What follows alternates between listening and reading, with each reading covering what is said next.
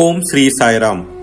ஜூலை 27, 2024 சுவாமி வழங்கும் இன்றைய அருளமுதம். மனித வாழ்க்கையில் ஒவ்வொரு கணமும் மேலோட்டமாக பார்ப்பதற்கு சாதாரணமாக காணப்பட்டாலும் உண்மையில் அப்படி இல்லை. அதில் பெரும் அர்த்தம் உள்ளது. வாழ்க்கை முழுவதும் ஒரு மகா யஜ்ஞமாகும். அதில் நித்திரை என்பது சமாதியாகும். அனுபவிப்பவை அனைத்தையும் ஈஸ்வரார்ப்பணம் செய்த பிறகு செய்யும் நித்திரை சமாதி அல்லாமல் வேறென்ன? தேகமே நான் எனும் பாவம் எங்கும் நிறைந்திருப்பதால் மானிடன் விவேகமில்லாமல் தேகத்தின் நலனுக்காக அநேக சாதனங்களை ஏற்பாடு செய்து கொள்கிறான்.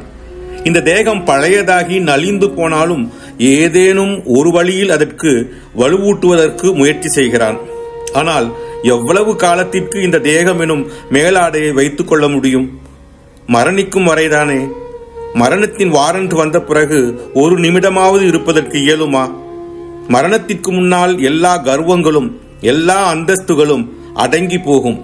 ஆனால் எப்போதும் தேகத்தை பற்றி சிந்திக்காமல் பரம்பொருளை அடைய வேண்டும் என்று திரிகரண சுத்தியுடன் சகல ஜீவராசிகளுக்காக பாடுபடுவதற்கு இந்த தேகத்தை காப்பாற்றிக் கொள்ள வேண்டுமே தவிர நீ இந்த தேகமே இல்லை, ஆத்மா.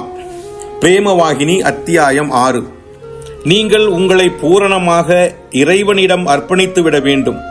அதன் பிறகே நீங்கள் அவனுடன் ஒன்றாக ஐக்கியமாக முடியும் என்கிறார் பகவான் ஸ்ரீ சத்திய சாய்பாபா. ஓம் ஸ்ரீ சாய்ராம். ஓம் ஸ்ரீ சாய்ராம். ஓம் ஸ்ரீ சாய்ராம்.